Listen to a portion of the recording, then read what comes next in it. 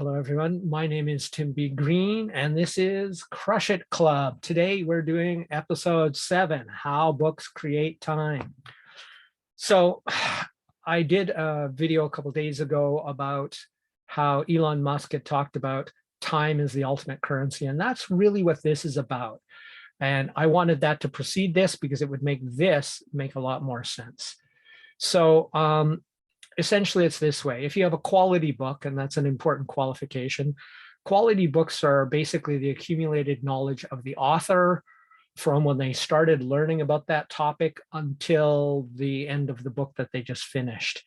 So that is oftentimes years and more likely decades for them to do that. And they've compressed it into one handy dandy little book for you. So listening to their books basically gives you a lifetime of knowledge or many years of knowledge in about 8 hours on average, because that's the length of the average length of an audiobook. So my upcoming book will include 35 years of everything I know about how to apply and have discovered, created, how to apply science to success, innovation, motivation, business, marketing, and life. So assuming that my book is, say, 8 hours, the audiobook, that would mean that you'll save or create 34 years, 364 days, and 16 hours of the time it took me to accumulate that knowledge, skill, experience, and so on. So because time is the ultimate currency, this is what I mean. You are probably the same way. You have something you took a long time to learn, and if you write a book about it, and you should if it's worth sharing and of value, you have some skill, you're basically sharing a massive accumulation of knowledge that would take somebody else a long time to do. So you create that time for them or save that time for them by saying, I figured this out, I'm good at this, here's how you can do the same. So you can then take all that information you just learned and apply it to your business and life immediately, rather than taking 35 years to learn it and then start applying it.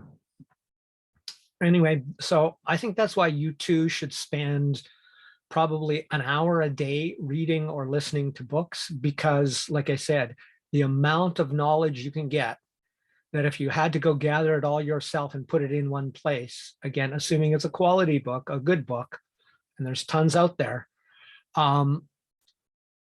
is more than you could possibly imagine, right? So since time is money, as they say, and more importantly, time is time, anybody who's written a good book that you can then read and learn their knowledge in far less time than it took them to accumulate is creating time for you or saving time for you that you can then use to putting it into practice rather than the time it took to figure it out.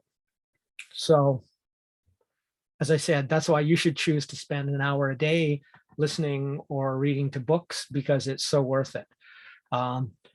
Choose your books well, and you'll gain basically someone else's lifetime worth of knowledge once a week. There's 7 hours in a week, an hour a day. They're about the average book. So somebody's more or less lifetime accumulation of knowledge on a specific topic is acquired once a week. So you learn from the experience of one other person's entire lifetime in a week, in 8 hours, in fact, if you want to do it all at once.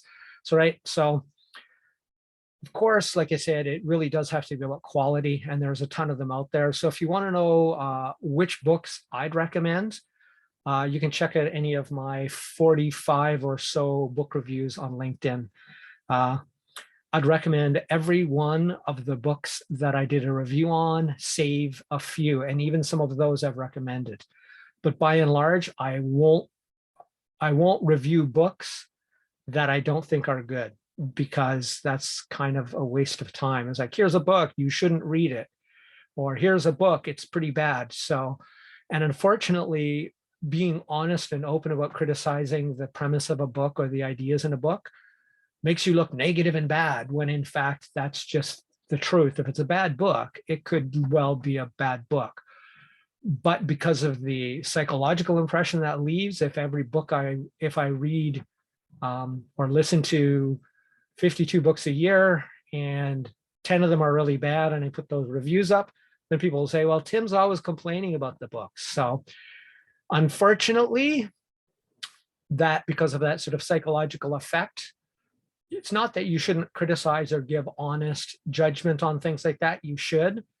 But in terms of something like social media and this, by and large, if I don't review it, I either haven't read it or I wouldn't recommend it. And believe me, out of the hundreds of books that I've listened to, it's actually pretty small, the amount that I would say, don't read this book, or this book is bad or plain stupid.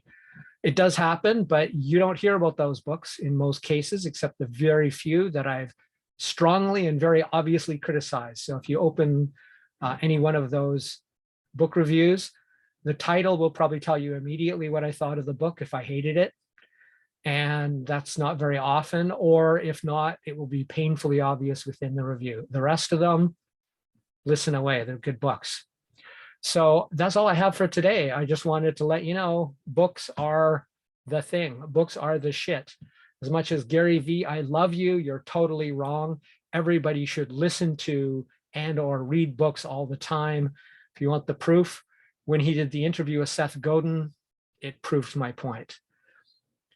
Practical knowledge is absolutely valuable, but you can learn the practical knowledge of a lifetime of somebody else in 8 hours. Start listening to books, and that way you are going to create time and or save time learning skills that they took a lifetime to accumulate.